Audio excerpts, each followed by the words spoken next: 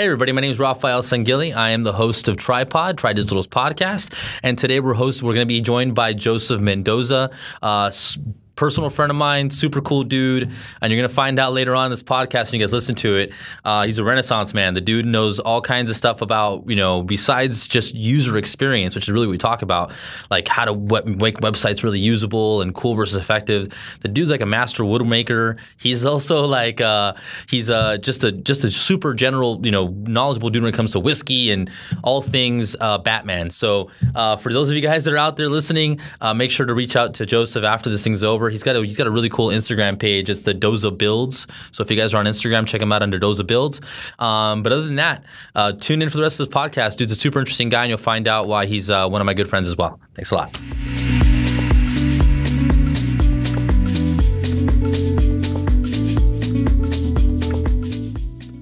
Hey everybody, and welcome to Tripod, our Tri Digital's podcast. Actually joined today by our what is your title now, bro? What are you, CSO? CSO. Chief Strategy Officer. Officer of the strategy. Yes, sir. Joseph Mendoza. Just like Batman. Just like every time I think of you, I think Batman. That's what I'm going for. Excellent, man. He's actually a super cool dude. If you guys don't know, Thank you. Probably should know because he's a cool dude. And he also is a very intelligent guy that knows a ton about UX and user experience as it relates to the web. So we're going to talk about a couple of different things today. Today's podcast is going to cover just UX, user experience on the website. We're going to go over so maybe some misconceptions that people have about design and websites and what that means and what cool versus effective really means, right? Everyone wants a cool site, but we've got to make sure it's effective. And here at Tri Digital, it's a constant battle. So we're going to jump in a little bit of that. And then we're going to also just maybe give you guys some pointers, some things to think about for those of you at home that are going to be designing your own sites later on. That's another big piece of this too. So with that said, we're going to jump right into it. So Joseph, man, thanks for joining us today. Sure, yeah, no problem. Why don't you go ahead and give me a little background in terms of your experience like with UX and what that, let's first start from the top, right? And people at home probably, what are you guys talking about? What is UX? Sure. So depending on who you ask, user experience is going to get a different definition. My definition is making sure that whatever the end product is usable, right? So to dive deep from the beginning, when you go, actually, we experienced this at the Airbnb we stayed at for IT Nation. Yeah. Most times you walk up to a door, you grab the handle and you push it in, right? And you unlock it, whatever. For whatever reason, this door, you had to pull it out. So your whole life, you've gone through the front door going in. Yeah. Now you have to pull it out. And every time it does something, it kind of stops your momentum, your brain for a second. Yeah. Here's an example that happens all the time. People, when they're constructing a building, they'll just buy handles without any real thought about if it's going to be a push or a pull. Yeah, maybe I'm terrible at doors. doors. Yeah, you see this example, same exact handle. On this one, they have to tell you to push it. On this one, they have to tell you to pull it. It should be that, this side is for pull, and that side maybe they have just a blank piece of metal, and that signals to your brain, to push.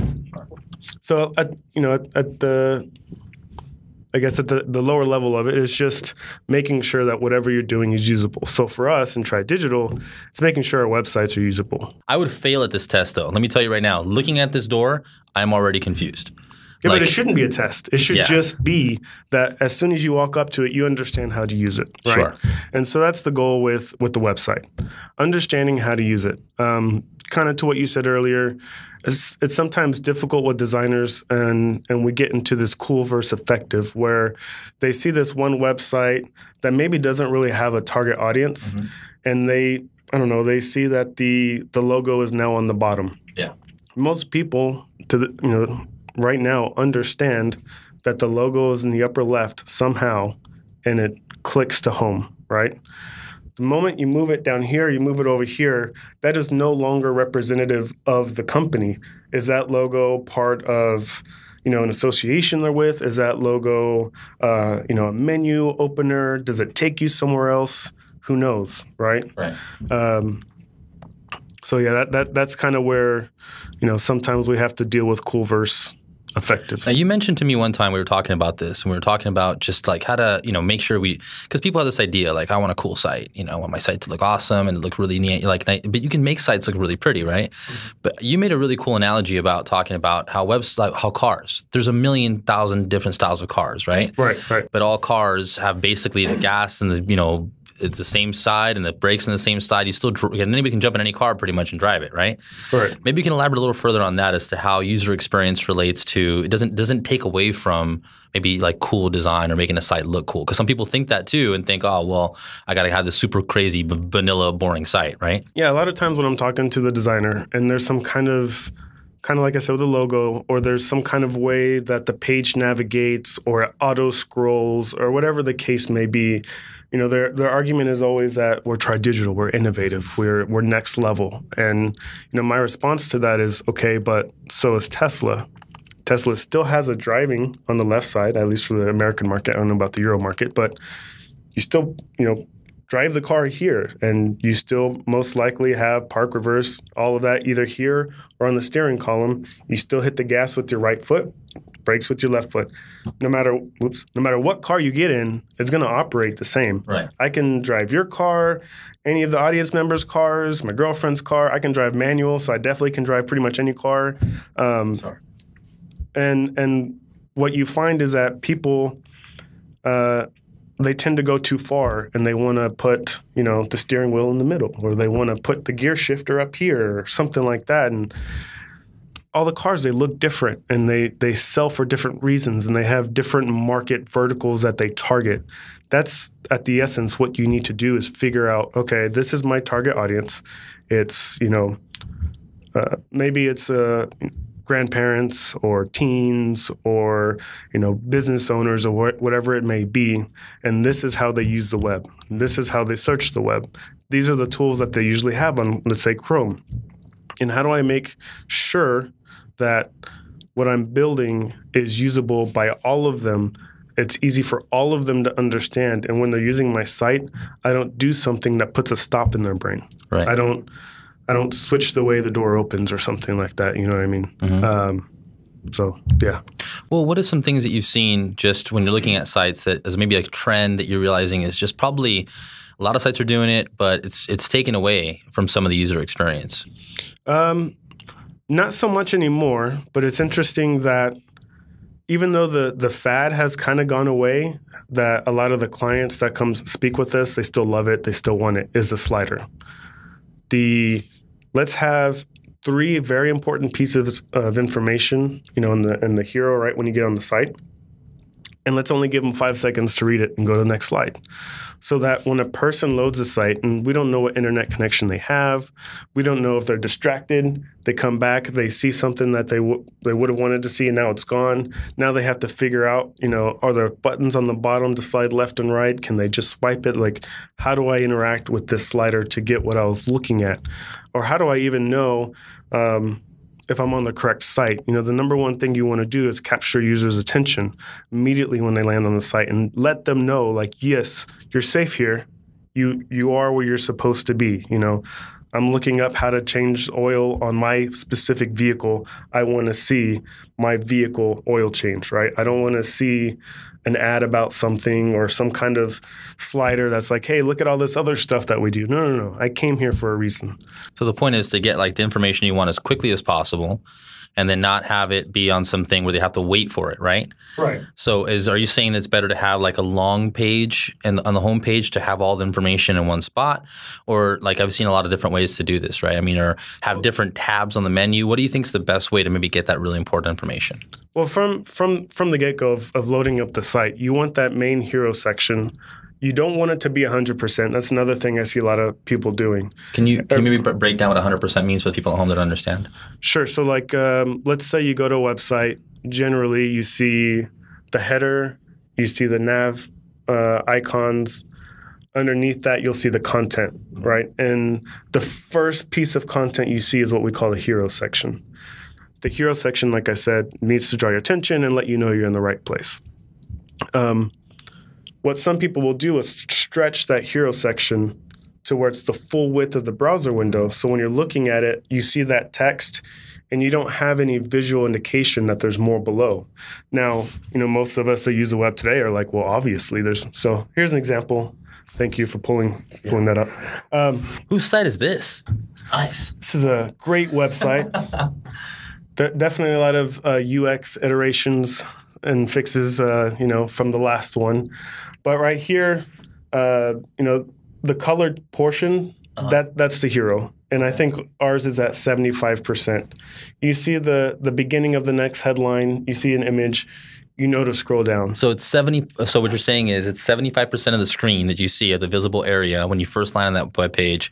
That should be the kind of the main message, the art piece, and then the beginning of the next kind of phase of wherever that's going to be, or the next part of the funnel of where you're trying to drive people down into should start underneath that. So 25% of it should be the next piece. It doesn't have to be 75-25. It can be 50-50, 25. I mean, whatever it needs to be. It just needs to without a shadow of a doubt, there's more below. Gotcha. And to most people, especially younger people that use the web today, they're like, well, of course there's more information to a website. But you wouldn't believe how many people we've showed them their site and they're like, that's it? Just one little paragraph? And we're like, scroll down. And then their clients, same thing. Like, scroll down. So by doing this, or sometimes we'll have an arrow going down.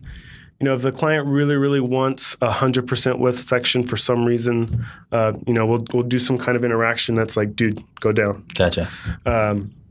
But yeah, you'd be surprised when you do user testing, and that's the other thing with user experience is user testing. Actually watch somebody, whether you install a script on here that records a user's behavior, or you do something like PQ testing, which is free if anybody wants to try it for, I think you get like a 5-minute thing.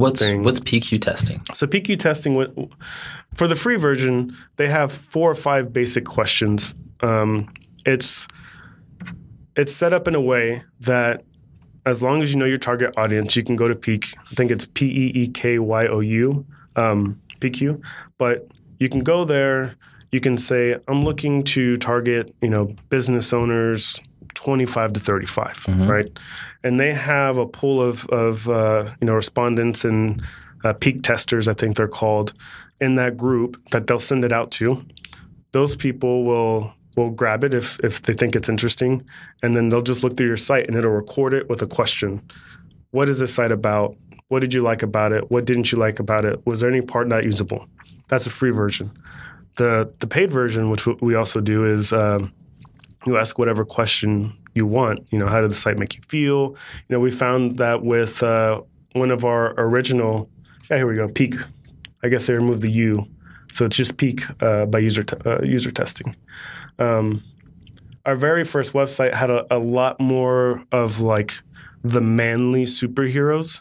And so, from the female business owners, a lot of them, they actually said, like, this is a very manly site. I would still work with them because everything's very creative. Sure. But I just get this very masculine feel from the site.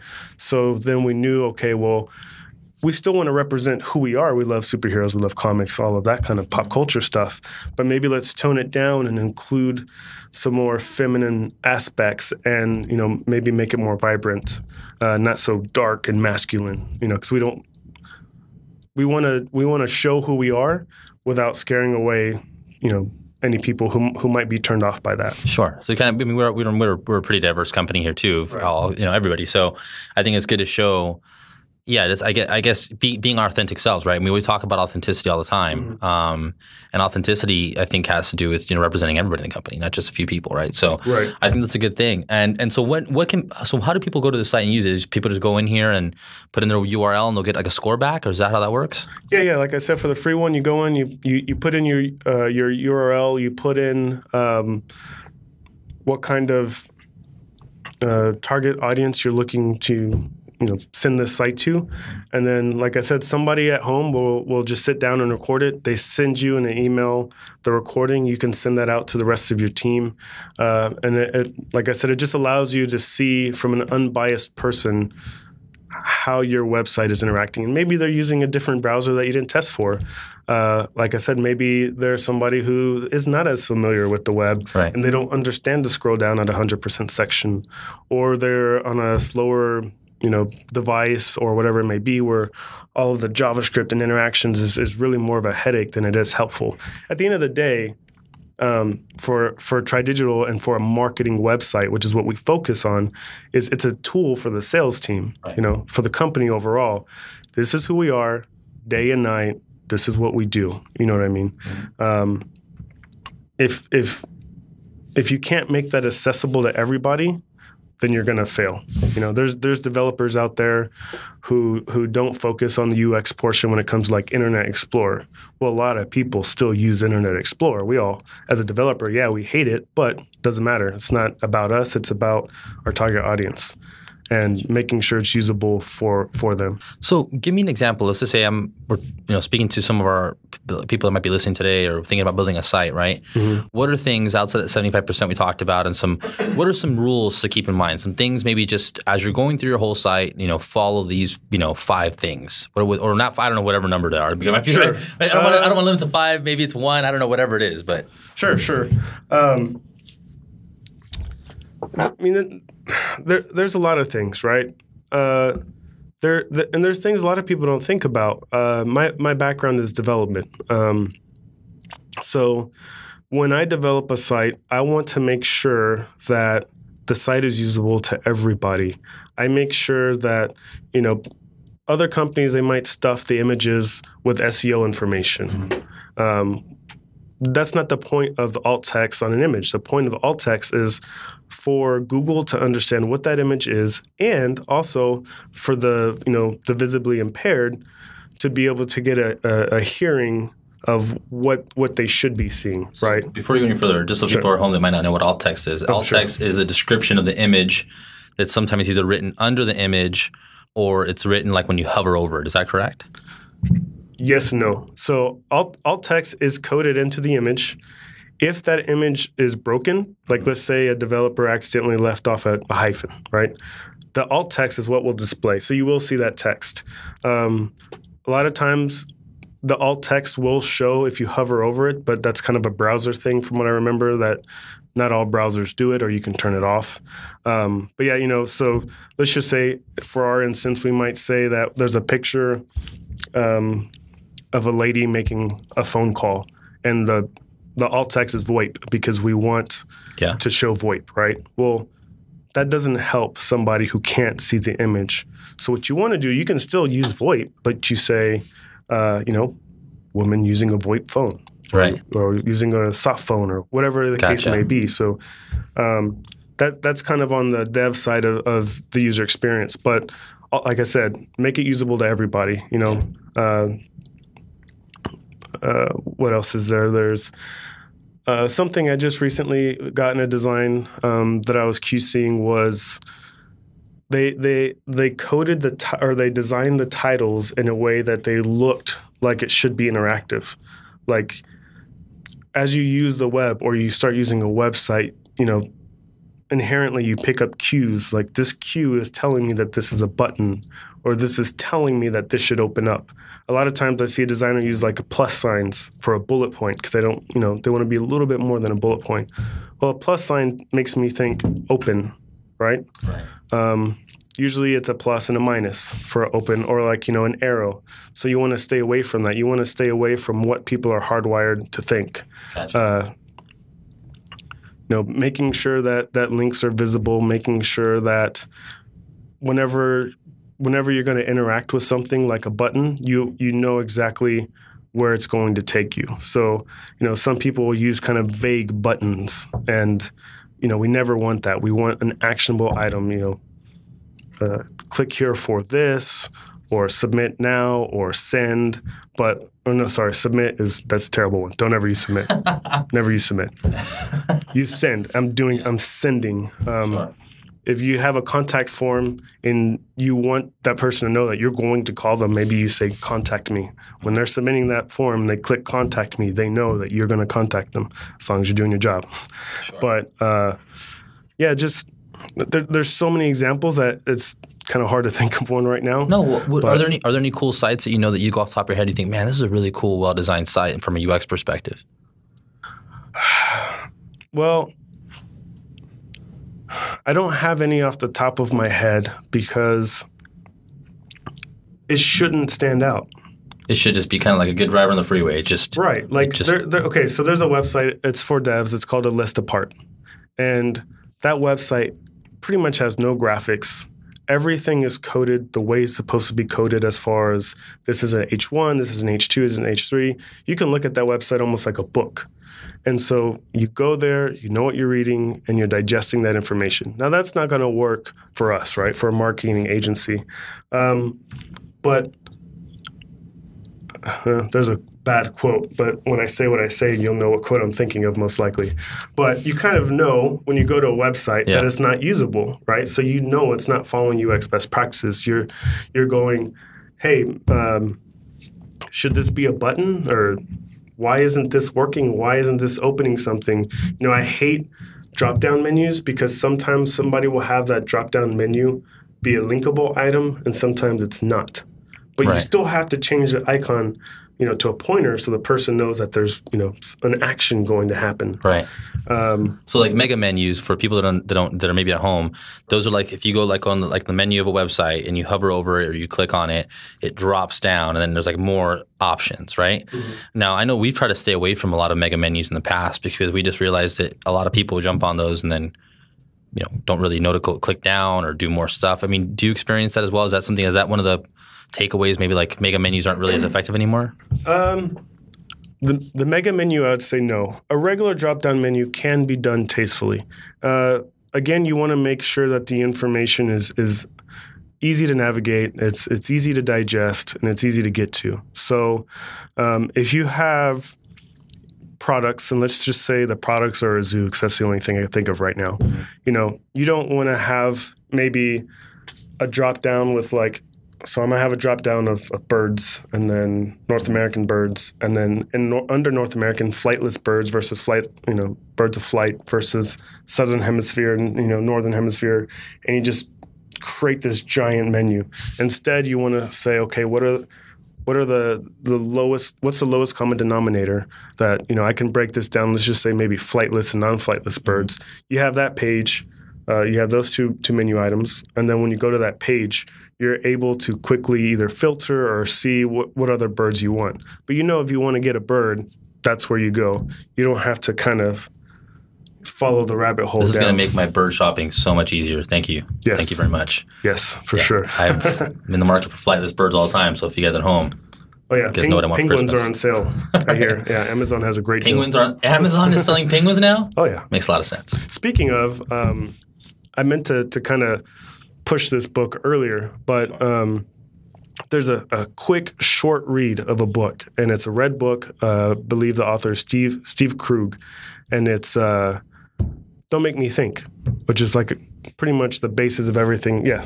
Okay, cool. It's a very, very easy read. I think everybody should have it.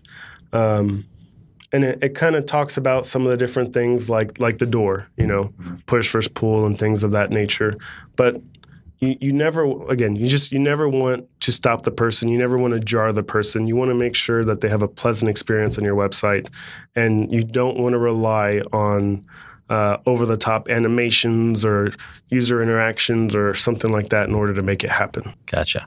I mean, this is great advice, I think, for anybody at home that's trying to figure out, like, because we get requests all the time, right? I mean, and a lot of people at home are trying to make their own websites or thinking about different ways to do this and approach it. And I think there's a lot of confusion out there in terms of like, man, I want to make this super cool. I want to make this website, you know, do all this crazy stuff, which is cool. I think there's nothing wrong with that. You should do that.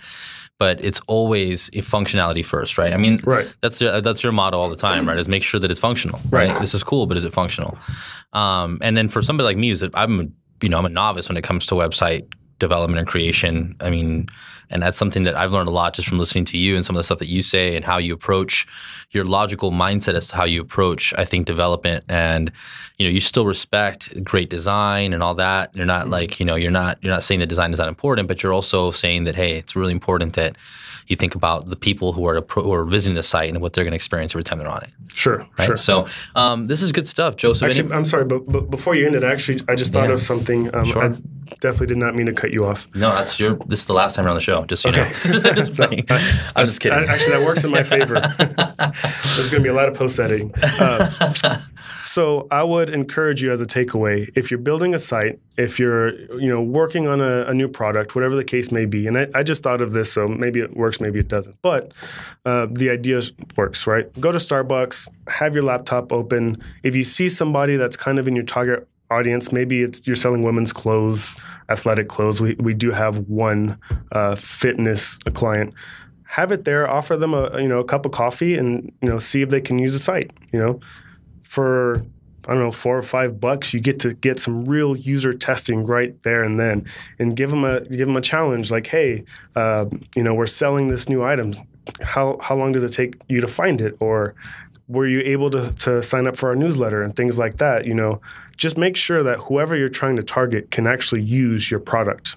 And there's peak testing, there's guerrilla, I guess, marketing or testing. I don't know what you would really call that, but yeah, just a quick takeaway. No problem. That's great feedback. And for those of you guys that don't know, Joseph's also, aside from being a UX extraordinaire, he's also a whiskey aficionado and a woodworking master. So you're a Renaissance man. Of all, I do, I can. Right? Yeah, he's into a lot of stuff.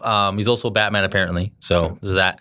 So if you guys need crime to be stopped, or want a good whiskey recommendation, or want to check out some of Joseph's woodwork, do you want to give them maybe your Instagram so they can check you out and check out some of the woodworking stuff you do? So I don't update as much as I should. I'm starting to get more on the social media game, but my Instagram is Doza Builds, DOZABUILDS. Nice. Can you pull it up, Aaron? I'm doing a lot of home remodeling stuff right now, so painting, sanding. I actually, fun story, since we're pulling it up anyway. My fiance got the wedding ring from my great-great-grandmother, as well as an engagement ring from me that I built out of wood using my great-great-grandfather's hand tools. So I was gifted all of those hand tools a while back, and it's been really fun to build stuff. That's amazing, man. So how does user experience, or this thing that you've learned and kind of your background in UX, does that play into some of the woodwork stuff that you do and how you develop it, or how you're remodeling your house or thinking about your designs? Yeah, because I want to make sure, even in that instance, I understand this thing I've built. Like I said, there's a light on my entryway in my house.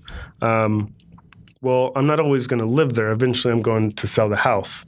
So I built that in a way that, they can use whatever bulb. It's not going to burn down the house. They can remove it easily. They can change out the bulbs. You can put different colors, things like that, because I want that item to be usable by anybody. And so I'm always thinking about not the now, but the future. Is this scalable, what I'm doing? Is it usable by anybody? Do I have to provide instructions on this or not? I don't ever want to have to provide more than an IKEA pictograph of instructions on any one thing. So yeah, there's... Wow, this is awesome looking, man. There's... that's my ring. It's purple heart, maple, and Bolivian rosewood. Wow, dude. How long did it take you to make this thing? Oh, it's actually kind of embarrassing. It takes like less than an hour. It looks amazing, dude. That's a great job. I have a process down where, cut it, glue it. Actually, the gluing takes 24 hours. But outside of that, cut it real quick, spin it on a lathe, polish it up. It doesn't take too long. The light took a while. There's a tool cabinet I built to house my great-grandfather's tools. That took a few days.